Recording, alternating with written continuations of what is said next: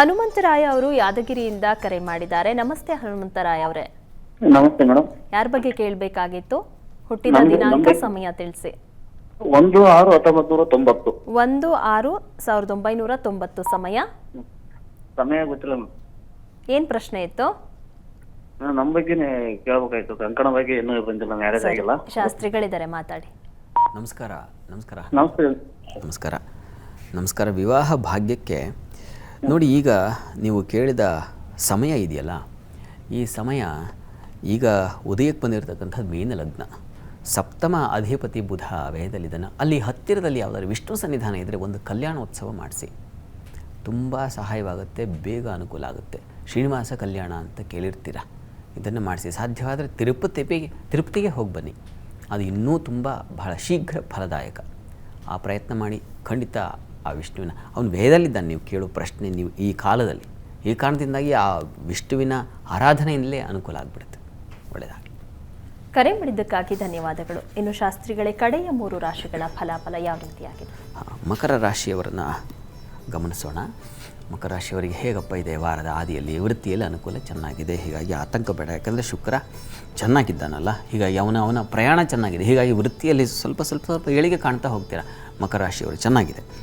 ಇನ್ನು ಚಂದ್ರನೂ ಚೆನ್ನಾಗಿದ್ದಾನೆ, ಹೀಗಾಗಿ ಲಾಭದಾಯಕ. ಈ ಹಾಲು, ಹೈನು, ಹಣ್ಣು, ಧಾನ್ಯ ವ್ಯಾಪಾರ ಇವೆಲ್ಲ ತುಂಬ ಚೆನ್ನಾಗಿದೆ. ಆದರೆ ದಾಂಪತ್ಯದಲ್ಲಿ ಮನಸ್ತಾಪ, ಸಣ್ಣ ಪುಟ್ಟ ಕಲಹಗಳು, ಆತಂಕ ಬೇಡ. ಇನ್ನು ವಾರ ಮಧ್ಯದಲ್ಲಿ ಗಮನಿಸ್ಕೊಂಡ್ರೆ ನೋಡಿ, ಉದರ ಬಾಧೆ ಪ್ರಧಾನವಾಗಿದೆ. ಹೊಟ್ಟೆ ಅಪ್ಸೆಟ್ ಆಗಿಬಿಟ್ಟು ವಾರ ಆ ಮಧ್ಯದಲ್ಲಿ ನಿಮಗೆ ಕಿರಿಕಿರಿ ಆಗಿಬಿಡುತ್ತೆ. ಜೊತೆಗೆ ಮಕ್ಕಳ ವಿಚಾರದಲ್ಲಿ ಅವರ ಒಂದು ವಿದ್ಯಾಭ್ಯಾಸ, ಅದರ ಚಿಂತೆ, ಆ ಚಿಂತೆಯಲ್ಲಿ ಮುಳುಗಿ ಹೋಗಿಬಿಡ್ತೀರಾ. ಅಥವಾ ವೃತ್ತಿ, ಮದುವೆ, ಇಂಥ ವಿಚಾರಗಳು ಅಂತೂ ಮಕ್ಕಳ ವಿಚಾರದಲ್ಲಿ ಸ್ವಲ್ಪ ಕಿರಿಕಿರಿ ಅನುಭವಿಸ್ತೀರಾ. ಇನ್ನು ಬುಧ ಶುಕ್ರನ ಪರಿವರ್ತನೆ ಇದೆ. ಇದು ನಿಮಗೆ ಸ್ವಲ್ಪ ಮಟ್ಟಿಗೆ ಶುಕ್ರನಿಂದಾಗಿ ಸ್ವಲ್ಪ ಒಳ್ಳೆಯ ಫಲ, ಹಣಕಾಸನ್ನು ಕಾಣ್ತೀರಾ. ಗುರುವಾರ ಶುಕ್ರವಾರದ ಮಟ್ಟಿಗೆ ನಿಮಗೆ ತುಂಬ ಚೆನ್ನಾಗಿ, ಶಿವರಾತ್ರಿಯಿಂದ ಮುಂದೆ ನಿಮಗೆ ಹಣಕಾಸಿಗೆ ಹೆಚ್ಚಿನ ಸಮೃದ್ಧತೆ ಕಾಣಲಿಕ್ಕೆ ಅವಕಾಶ ಇದೆ, ಚೆನ್ನಾಗಿದೆ. ಆದರೆ ಸ್ವಲ್ಪ ಬಂಧುಗಳ ವಿಚಾರದಲ್ಲಿ ಸ್ವಲ್ಪ ಹುಷಾರಾಗಿರಬೇಕು. ಸ್ವಲ್ಪ ಗಂಟಲ ಬಾಧೆ ಸೂಚಿಸ್ತಾ ಇದೆ, ಹುಷಾರಾಗಿರಿ. ಇದು ನೀವು ಎಚ್ಚರ ತೊಗೊಳ್ಬೇಕಾಗಿರ್ತಕ್ಕಂಥದ್ದು. ಪರಿಹಾರಕ್ಕೆ ಏನಪ್ಪ ಮಾಡೋದು? ಈ ವಾರ ಇಡೀ ನೋಡಿ, ದುರ್ಗಾ ಕವಚ ಪಠಣ ತುಂಬ ಒಳ್ಳೆಯದು. ಅದು ಆರೋಗ್ಯದ ದೃಷ್ಟಿಯಿಂದ ಉದರ ಬಾಧೆ ಇತ್ಯಾದಿ ಹೇಳಿದ್ನಲ್ಲ, ಅವುಗಳ ನಿವಾರಣೆ ಆಗುತ್ತೆ. ಜೊತೆಗೆ ವಿಷ್ಣು ಸನ್ನಿಧಾನಕ್ಕೆ ಸ್ವಲ್ಪ ಹೆಸರು ಕಾಳು ದಾನ ಮಾಡಿ, ಅದು ಕೂಡ ತುಂಬ ಸಹಾಯ ಆಗುತ್ತೆ. ಇನ್ನು ಕುಂಭರಾಶಿ ನೋಡೋಣ. ಕುಂಭರಾಶಿಯವರಿಗೆ ವಾರದ ಆದಿಯಲ್ಲಿ ನಿಮಗೆ ನೋಡಿ, ವೃತ್ತಿಯಲ್ಲಿ ಅನುಕೂಲ, ಹೊರೆ ಇದೆ, ವಿಪರೀತವಾದ ಒತ್ತಡ ಇದೆ, ಅನುಕೂಲವೂ ಇದೆ, ಸುಲಭ ಸಾಗ್ತಾ ಇರುತ್ತೆ. ಸ್ವಲ್ಪ ಸಾಲ ಮಾಡ್ಕೊಳ್ತೀರಾ, ಸಾಲದ ಹೊರೆ ಆಗುತ್ತೆ, ಸ್ವಲ್ಪ ಹುಷಾರಾಗಿರಿ. ಇನ್ನು ವಾರ ಮಧ್ಯಭಾಗದಲ್ಲಿ ಗಮನಿಸ್ಕೊಂಡ್ರೆ ಕುಂಭರಾಶಿಯವರಿಗೆ ಸ್ವಲ್ಪ ಪ್ರಯಾಣದಲ್ಲಿ ತೊಡಕಿದೆ. ಬಂಧು ಮಿತ್ರರಲ್ಲಿ ಬಹಳ ಎಚ್ಚರಿಕೆಯಿಂದ ಇರಬೇಕು. ಸಲಹೆ ಕೊಟ್ಟರೆ ನೀವೇ ತಪ್ಪಿತಸ್ಥರಾಗ್ಬಿಡ್ತೀರಾ. ಹೀಗಾಗಿ ಇನ್ನೊಬ್ಬರಿಗೆ ಗೈಡ್ ಮಾಡೋದು, ಇನ್ನೊಬ್ಬರಿಗೆ ಅನ್ನೋದಕ್ಕಿಂತ ಬಂಧು ಮಿತ್ರರಿಗೆ ಅವರಿಗೆ ಗೈಡ್ ಮಾಡೋದು ನಿಮಗೆ ಒಳ್ಳೆಯದಲ್ಲ. ಇನ್ನು ವಾರದ ಆ ಮಧ್ಯಭಾಗದಲ್ಲೇ ನಿಮಗೆ ಬುಧ ನೀಚನಾಗ್ತಾ ಇದ್ದಾನೆ. ಹೀಗಾಗಿ ಮಾತು, ಬರವಣಿಗೆ ಇಂಥ ಕ್ಷೇತ್ರದಲ್ಲಿ ಕೆಲಸ ಮಾಡೋರು ಸ್ವಲ್ಪ ಹುಷಾರಾಗಿರಬೇಕು. ಎಚ್ಚರಿಕೆ, ಮೈಯೆಲ್ಲ ಕಣ್ಣಾಗಿದ್ದು ಕೆಲಸ ಮಾಡಬೇಕು. ಇನ್ನು ಶುಕ್ರ ಜನ್ಮಕ್ಕೆ ಬರ್ತಾ ಇದ್ದಾನೆ, ತುಂಬ ಒಳ್ಳೆಯದು. ಸೌಖ್ಯದ ಅಧಿಪತಿ, ಭಾಗ್ಯಾಧಿಪತಿ ಬರುವಾಗ ನೀವು ಗೃಹ ನಿರ್ಮಾಣ ಅಥವಾ ವಾಹನ ಖರೀದಿ ಇಂಥ ಒಂದು ಸೌಲಭ್ಯಗಳು ಚೆನ್ನಾಗಿದ್ದಾವೆ ಕುಂಭರಾಶಿಯವರಿಗೆ ವಾರ ಮಧ್ಯದಲ್ಲಿ. ವಾರಾಂತ್ಯದಲ್ಲಿ ನಿಮಗೆ ಆಹಾರ ವ್ಯತ್ಯಾಸ ಮಾಡ್ಕೊಳ್ತೀರಾ, ಹಣಕಾಸಿನ ತೊಂದರೆ ಮಾಡ್ಕೊಳ್ತೀರಾ. ಈ ಕಾರಣದಿಂದಾಗಿ ಅಮ್ಮನವರಿಗೆ ಪಾಯಸ ನೈವೇದ್ಯ ವಾರ ಇಡೀ ಮಾಡಿದ್ರೆ ಬಹಳ ಒಳ್ಳೆಯದು. ಅಮ್ಮನವರ ಸನ್ನಿಧಾನಕ್ಕೆ ಸ್ವಲ್ಪ, ಅಥವಾ ನಿಮ್ಮ ಮನೆಯಲ್ಲೇ ಮಾಡಿ ಒಂದು ಪಾಯಸ ಮಾಡಿಬಿಟ್ಟು ಅಮ್ಮನವರಿಗೆ ನೈವೇದ್ಯ ಮಾಡಿ ನೀವು ಪ್ರಸಾದ ತಗೊಳ್ಳಿ, ತುಂಬ ಅನುಕೂಲ ಆಗುತ್ತೆ. ಇನ್ನು ಮೀನರಾಶಿ ಗಮನಿಸೋಣ. ಮೀನರಾಶಿಯವರಿಗೆ ವಾರದ ಆದಿಯಲ್ಲಿ ಸ್ವಲ್ಪ ಪ್ರಯಾಣದಲ್ಲಿ ಸ್ವಲ್ಪ ತೊಂದರೆ, ವೃತ್ತಿಯಲ್ಲಿ ಅನುಕೂಲ ತುಂಬ ಚೆನ್ನಾಗಿದೆ, ದೇವತಾ ಕಾರ್ಯ ಇಂಥದ್ದಲ್ಲಿ ಚಂದ್ರನಿಂದಾಗಿ ತುಂಬ ಒಳ್ಳೆಯ ಫಲ ಇದೆ. ಆದರೆ ಪ್ರಯಾಣದಲ್ಲಿ ತೊಂದರೆ ಇದೆ, ಸ್ವಲ್ಪ ಬೌದ್ಧಿಕವಾಗಿ ಕುಸಿತೀರ. ಸೋಮವಾರದ ಮಟ್ಟಿಗೆ ಗೊಂದಲತೆ ಉಂಟಾಗುತ್ತೆ.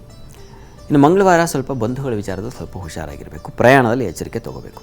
ಬುಧವಾರ ಗುರುವಾರ ಅಂದರೆ ವಾರ ಮಧ್ಯದ ಭಾಗದಲ್ಲಿ ಗಂಟಲ ಬಾಧೆ ಸೂಚಿಸ್ತಾ ಇದೆ.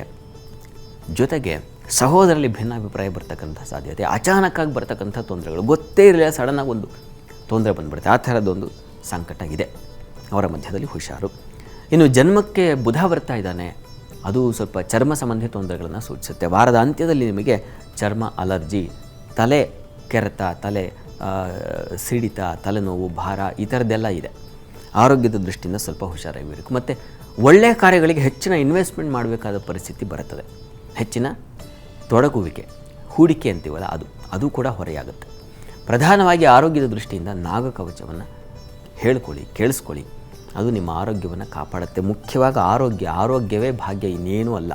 ಹೀಗಾಗಿ ಆರೋಗ್ಯ ಎಲ್ಲರೂ ಕೂಡ ಆರೋಗ್ಯದ ದೃಷ್ಟಿಯಿಂದ ನಾಗಕವಚವನ್ನು ಕೇಳಿಸ್ಕೊಳ್ಬೇಕು. ಅದು ತುಂಬ ಸಹಾಯ ಮಾಡುತ್ತೆ. ಯಾಕೆಂದರೆ ಬುಧ ನೀಚನಾಗಿರೋದ್ರಿಂದ ಒಬ್ಬರಿಗೆ ಎಲ್ಲರಿಗೂ ಒಂದಲ್ಲ ಒಂದು ರೀತಿಯಲ್ಲಿ ತೊಂದರೆ ಆಗಬಹುದು ಚರ್ಮ ಸಂಬಂಧಿ. ಹೀಗಾಗಿ ಬುಧ ಕವಚ, ನಾಗಕವಚ ಎರಡನ್ನ ಎಲ್ಲ ರಾಶಿಯವರು ಕೇಳಿಸ್ಕೊಳ್ಬಹುದು.